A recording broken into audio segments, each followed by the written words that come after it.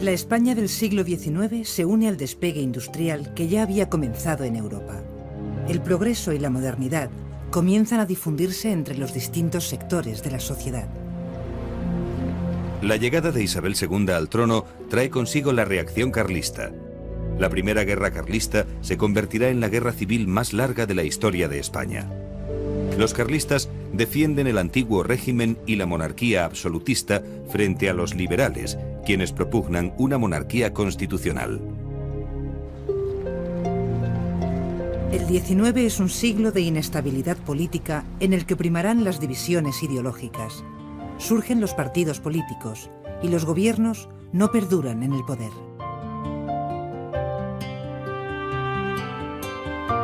Es un siglo de esperanzas inmerso de lleno en el movimiento romántico. Es la centuria de la prensa al servicio de los partidos políticos, de los que surgirá con fuerza la opinión pública. La sociedad evoluciona gracias a nuevos inventos, fundamentalmente la máquina de vapor. Las ciudades se renuevan y gracias al tendido del ferrocarril mejoran las comunicaciones. Con el proceso de industrialización surge la clase proletaria.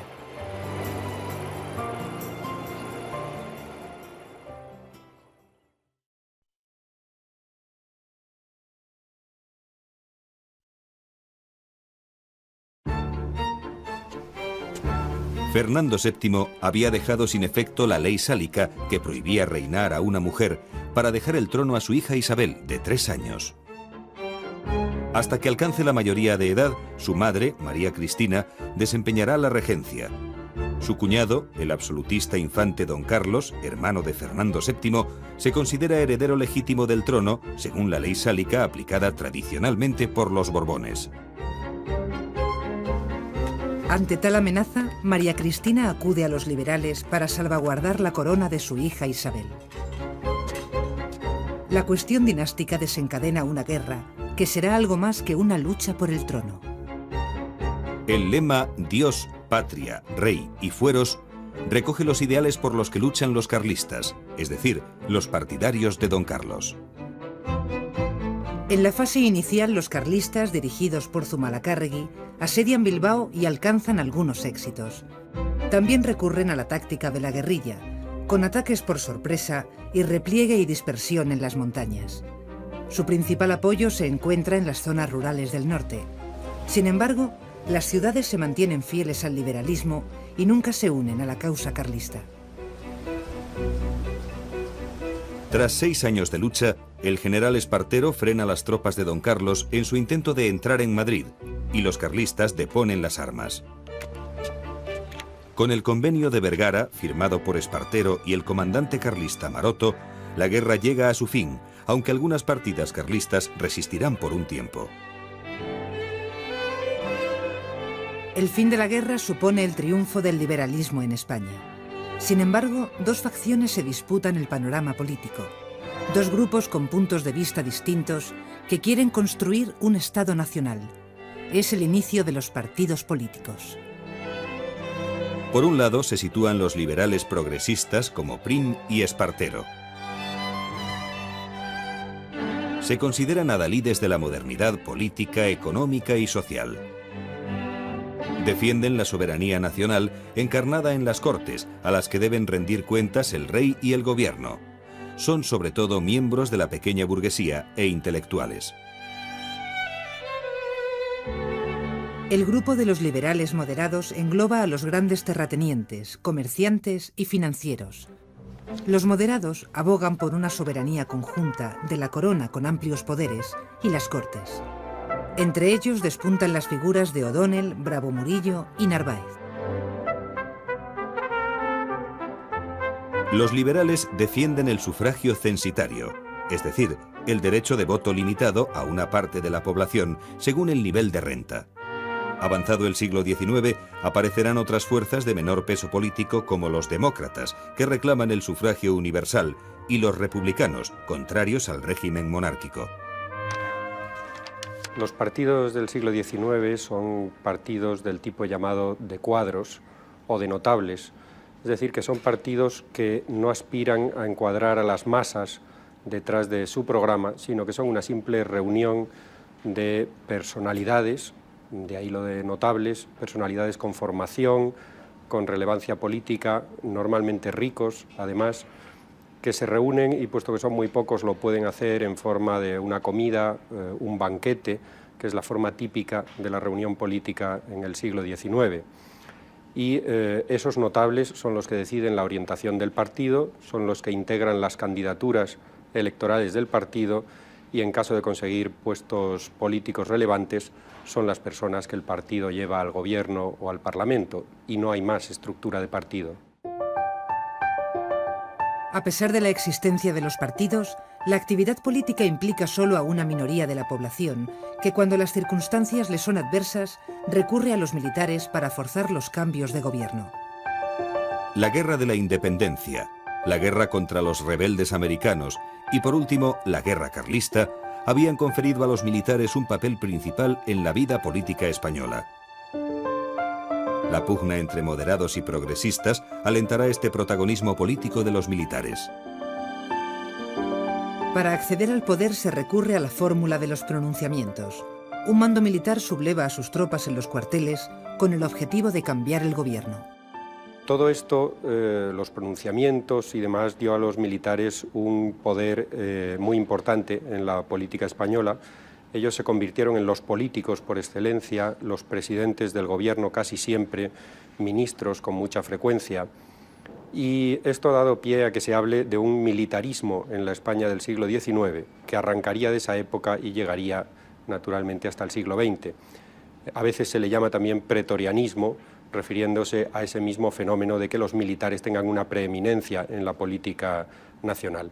Sin embargo, es muy importante recalcar que no se trata del mismo militarismo del que después tendremos constancia en el siglo XX. Se trata de dos fenómenos bien diferentes, porque los militares del siglo XIX, cuando actúan en política, actúan integrados en los partidos políticos civiles y no rechazándolos en nombre de la corporación militar, actúan en conspiraciones y pronunciamientos rodeados de políticos civiles al servicio de un programa que no es exclusivamente de los militares, y en ese sentido es algo muy distinto del golpismo militar que aparece ya en el siglo XX y que supone una fractura entre los políticos convencionales o los políticos civiles y esa corporación militar que se erige en portavoz independiente de las aspiraciones del país. Progresistas y moderados se entienden en lo esencial: establecer un nuevo orden político y social liberal, dejando atrás el antiguo régimen.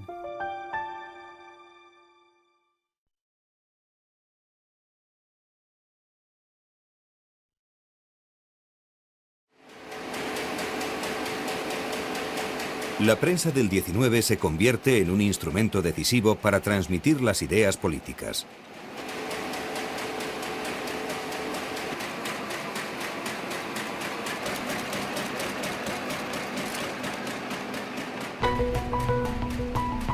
Nacen nuevos periódicos de talante moderado como El Heraldo, La Prensa o El Español.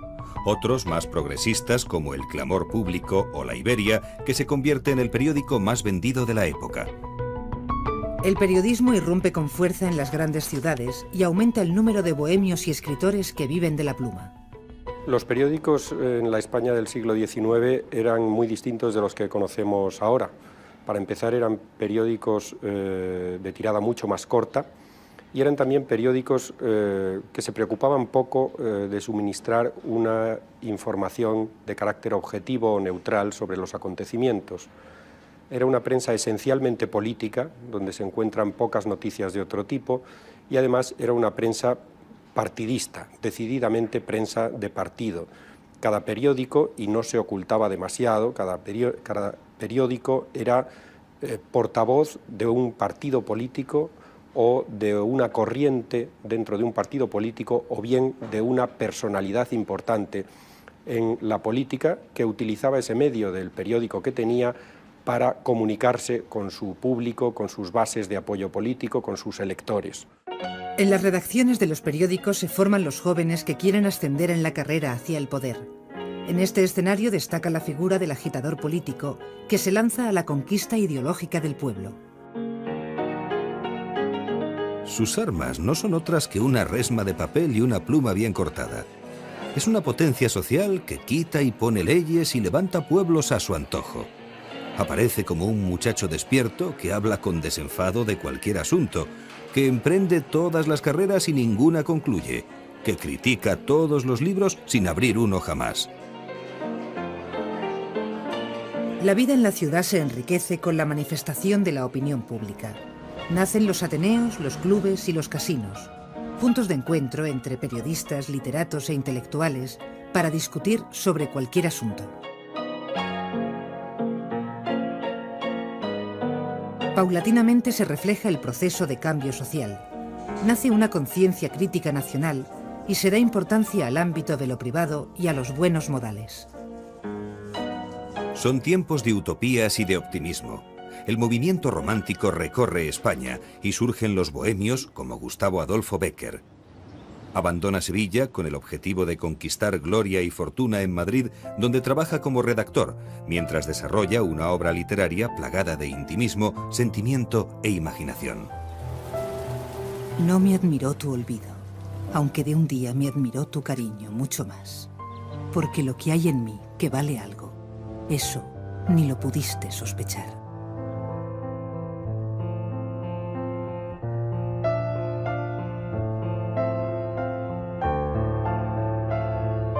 De Francia llega un nuevo invento, el daguerrotipo, antecedente de la fotografía, capaz de captar una imagen sobre una placa de cobre con un baño de plata.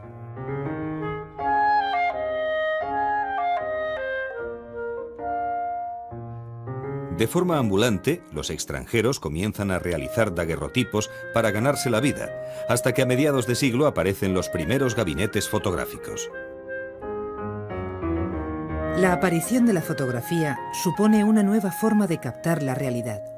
Sin embargo, los ricos siguen acudiendo a la pintura tradicional. La obra de Federico Madrazo es un fiel reflejo de la sociedad isabelina. Pintor de cámara, realiza más de 500 retratos de la aristocracia y los magnates establecidos en la capital. Sin duda, el género por antonomasia del siglo XIX es la pintura de la historia nacional. Impulsada desde el Estado, el romanticismo pictórico recuerda a grandes personajes como Pelayo, Bamba y los Reyes Católicos. Marcados con una fuerte influencia francesa, los artistas retoman temas y personajes de la historia. Se trasladan al pasado para evocar las cualidades heroicas desde la antigüedad hasta la Edad Media y crear unas señas de identidad comunes.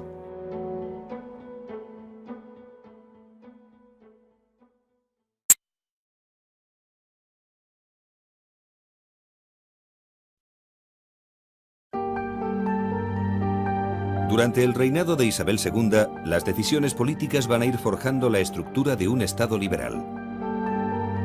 A falta de estabilidad, en este periodo de 35 años se suceden 55 gobiernos diferentes, quien esté en el poder va a llevar a cabo sus proyectos políticos. La reina presta su apoyo a los moderados, mientras que los progresistas acceden al poder solo a través de pronunciamientos. Se deshace la organización administrativa del antiguo régimen y el territorio se divide en 49 provincias con administración propia. Desde el Estado se impulsa la desamortización de los bienes de la Iglesia, que se convierte en un mecanismo liberal para conseguir el apoyo de los nuevos propietarios a la causa isabelina. Se realiza la expropiación forzosa de las tierras de la Iglesia y se venden en subasta pública. A cambio, el Estado se compromete a mantener económicamente a los religiosos. El clero se desplaza del sector liberal y simpatiza con el carlismo. Tras la desamortización de los bienes eclesiásticos, Pascual Madoz lleva a cabo la desamortización civil, la expropiación de las tierras comunales de los municipios. La desamortización, como su nombre indica, era una medida revolucionaria en la que los liberales del siglo XIX consideraban que estaban dando nueva vida a una riqueza que había estado muerta. Estaban arrebatando riqueza de las manos muertas, como se decía en expresión de la época. La propiedad de la Iglesia y de otras corporaciones a las que se consideraba malas gestoras en términos económicos debía ser sacada de esa especie de secuestro o de bloqueo en que se encontraba y dejada en manos de empresarios individuales que, actuando en el mercado libre, le dieran a esa riqueza toda la productividad, todo el rendimiento que se le podía sacar y, por lo tanto, produjeran el mayor crecimiento económico posible para el país. Las consecuencias sociales de las desamortizaciones son notables. La corrupción invade a las clases más acomodadas que buscan enriquecerse con esas tierras, antes explotadas por los sectores más pobres. Se dijo ya en aquella época de la desamortización que había sido una oportunidad perdida, que había sido una oportunidad de que, en lugar de cubrir las deudas del Estado, que a fin de cuentas no era la mejor manera de emplear la riqueza nacional, se hubiera podido repartir esa riqueza, que fundamentalmente eran propiedad de tierras, repartirlo a los campesinos más pobres, que no tenían asegurado ni siquiera el sustento, o venderlas a esas tierras a unos precios módicos, sacándolas a la venta en lotes muy pequeños, de manera que esos campesinos las pudieran adquirir. Y de esta manera acabar con el gran problema social de la España de la época, que era el de los jornaleros, el de los campesinos sin tierra, que frecuentemente estaban al borde de morir de hambre. Los pequeños campesinos se ven obligados a convertirse en jornaleros. De este grupo social proceden muchos de los obreros que van a convertirse en la mano de obra de la industrialización y de los grandes latifundios. Son también la mano de obra de las bodegas vitivinícolas que comienzan a exportar vinos a gran escala. Si bien es cierto que el vino español se remonta a los romanos y a los árabes, no será hasta la segunda mitad del siglo XIX cuando zonas como Cataluña, Valencia o La Rioja comienzan a producir grandes cantidades de vinos de calidad. Con el tiempo, el vino de La Rioja obtendrá la primera denominación de origen de España. La causa del auge de los caldos españoles se encuentra en la filoxera, una plaga que arrasa los viñedos franceses en 1870. Los viticultores galos buscan la importación masiva de vinos de España, al tiempo que traen sus métodos de producción. Con la vendimia comienza el largo proceso de la elaboración del vino. En la bodega se pesa la uva y se mide la cantidad de azúcar de esta, que determinará el grado de alcohol del vino. Luego se introduce en los depósitos de fermentación, donde el azúcar se convierte en alcohol.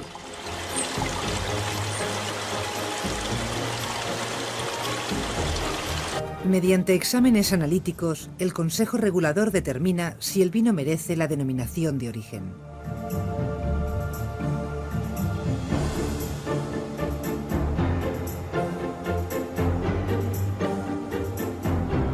Tras una selección, los mejores vinos son trasladados a barricas de roble de 225 litros. Aquí empieza el proceso de envejecimiento del vino. La porosidad de esta madera permite una lenta oxidación del líquido que resalta todas sus características. 2 años es el tiempo mínimo que ha de permanecer en la barrica. Este proceso termina con el embotellado. El envejecimiento en botella es un proceso inverso y complementario a la oxidación en la barrica. En esta fase el vino alcanza su plenitud.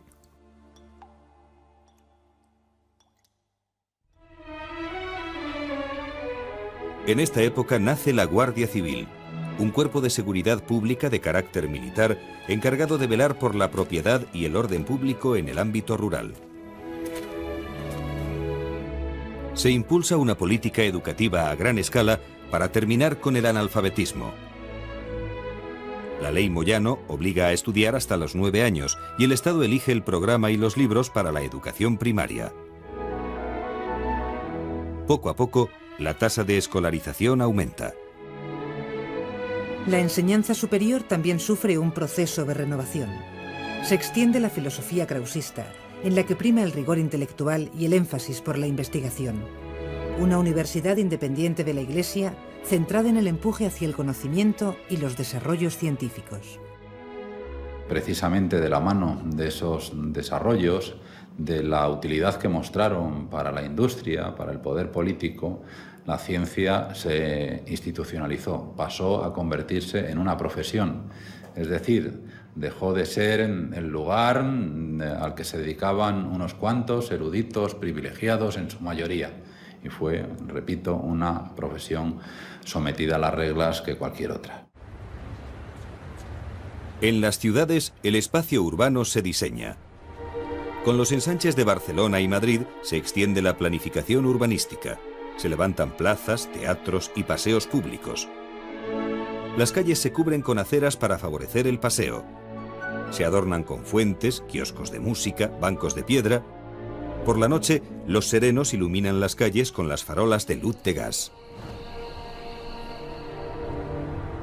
Madrid se embellece con edificios emblemáticos. El Congreso de los Diputados se convierte en sede de la representación nacional.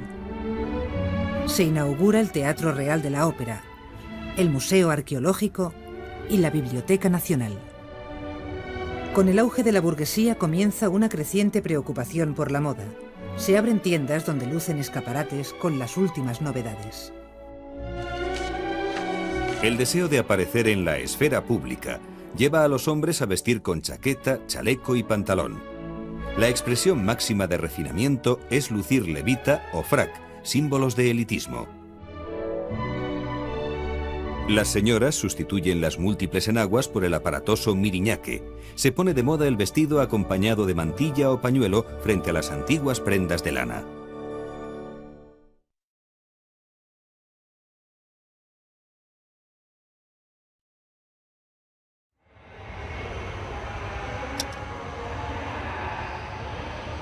A mediados del siglo XIX, España despierta de su letargo y comienza su industrialización, al poner las bases para transformar su economía con las leyes de ferrocarriles, minería y bancos.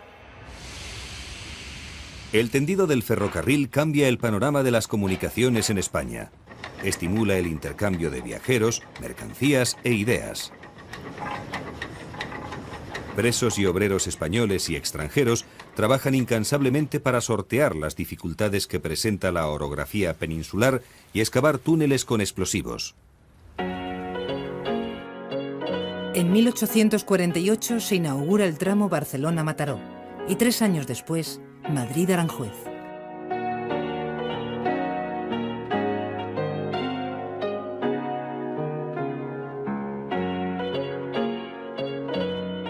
Se teje una red ferroviaria por todo el territorio.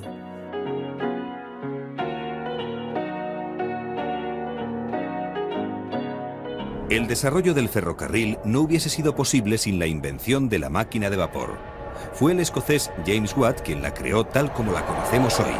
Esta innovación constituye el motor real de toda la revolución industrial. El invento consiste en un dispositivo mecánico que convierte la energía del vapor de agua en energía mecánica. El vapor de agua se obtiene en la caldera, un cuerpo cilíndrico con una serie de tubos sumergidos en agua.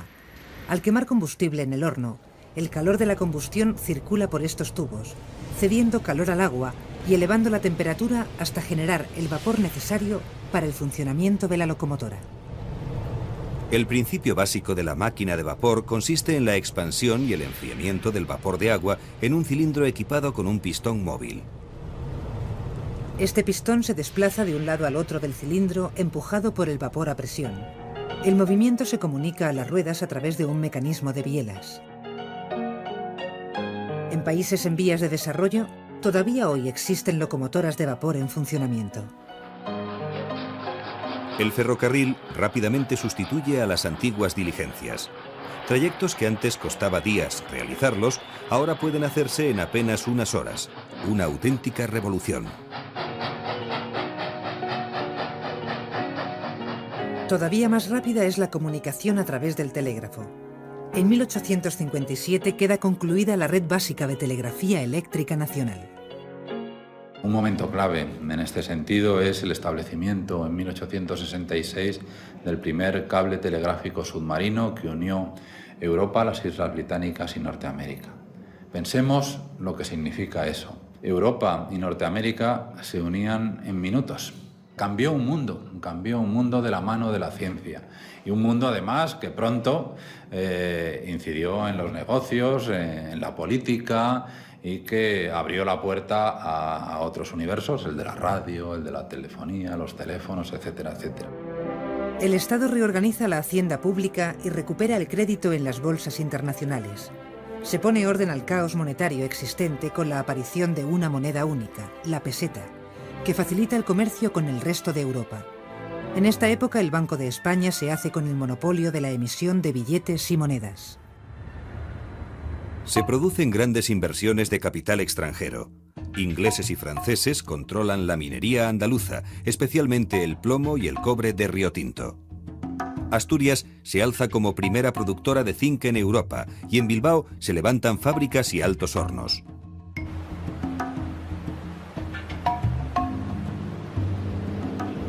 La actividad industrial más intensa se desarrolla en Barcelona. Las nuevas técnicas se aplican a la industria textil, que sigue fabricando tejidos con fibras naturales, como el algodón, el lino y la seda.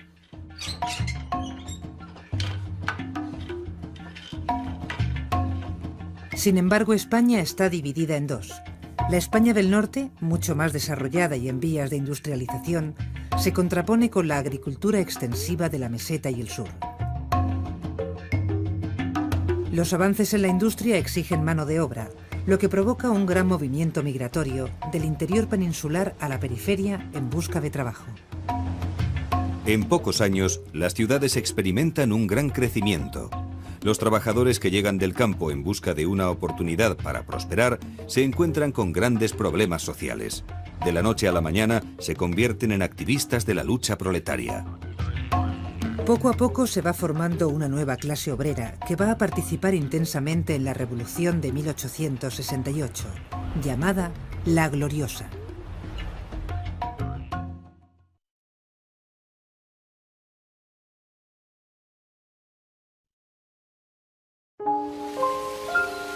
El régimen de Isabel II da muestras de debilidad. La reina parece prestar más atención a sus aventuras sentimentales que a las demandas sociales y el malestar crece entre la población. Progresistas y demócratas se alían al verse excluidos de la política real, que favorece solo a los moderados. Frente a la España burguesa, los obreros malviven por conseguir un trabajo. El descontento da origen a la gloriosa Revolución de 1868. La corona está cada vez más aislada. La oposición se une en el Pacto de Ostende y la revolución estalla en septiembre. La reina parte para el exilio y se instala en París. Se forma un gobierno provisional dirigido por el general Serrano y más tarde por el general Prim. Por primera vez se acude al sufragio universal masculino para aprobar cortes constituyentes. En 1869 se firma una constitución que mantiene la monarquía, aunque rechaza la vuelta de los Borbones, defiende la soberanía nacional, la educación popular y la libertad de culto. Las Cortes eligen como rey al príncipe italiano Amadeo de Saboya, el candidato de Prim al trono.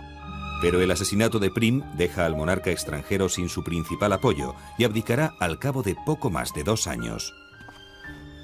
Los demócratas y republicanos aprovechan el vacío en el trono para proclamar la Primera República. Catedráticos, profesores, periodistas, abogados sueñan con un Estado descentralizado que defienda las libertades y que termine con la esclavitud en las colonias.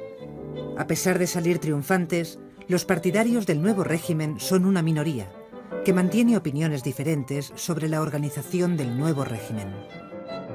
Se enfrentan unitarios, partidarios de un régimen centralizado, y federalistas, partidarios de una república de carácter federal. Como reacción a la república, los carlistas desempolvan sus armas y se lanzan a la ocupación de Estella. Empieza la última guerra carlista. La república está en crisis. En medio año se suceden 4 presidentes. Los autoritarios aprovechan esta circunstancia y en enero de 1874, el capitán general de Madrid, el general Pavía, organiza un golpe de Estado. La Guardia Civil disuelve las Cortes. La República ha muerto. La Primera República fue un fracaso sin paliativos que acabarían reconociendo muchos de sus partidarios. Se asoció la idea de república con la idea de anarquía, de inoperancia, de incapacidad para resolver problemas, y esto pesó durante mucho tiempo para que se pudiera volver a pensar en España en intentar una fórmula política de tipo republicano. En la medida en que república y democracia se identificaban en gran medida en la mentalidad de aquella época, esa identificación de república con anarquía se convirtió también en una identificación de democracia con anarquía o de inviabilidad de las experiencias democráticas en España, que sería un lastre que pesaría en la política española hasta muy entrado el siglo XX. Todos estos cambios políticos en la península han tenido como telón de fondo dos guerras, una en la península contra los carlistas y otra en el Caribe. Se trata de la Primera Guerra de la Independencia de Cuba, que estalla en 1868, el año en que cae Isabel II. Se la conoce como la Guerra de los 10 años porque se prolonga hasta 1878, cuando en España la Primera República ya ha dado paso a la Restauración.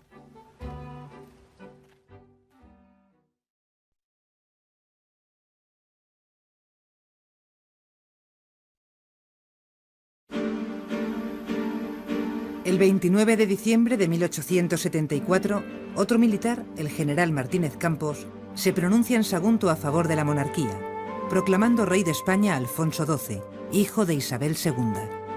Exiliado en Inglaterra, Alfonso XII retorna a Madrid. La monarquía ha sido restaurada. Alfonso XII se ganará el nombre de El Pacificador y traerá con él una época de tranquilidad política y prosperidad económica. En este escenario se acentuará cada vez más la separación entre la burguesía y los trabajadores, cuya lucha por mejorar sus condiciones de vida cobrará especial protagonismo a finales del siglo XIX y principios del XX.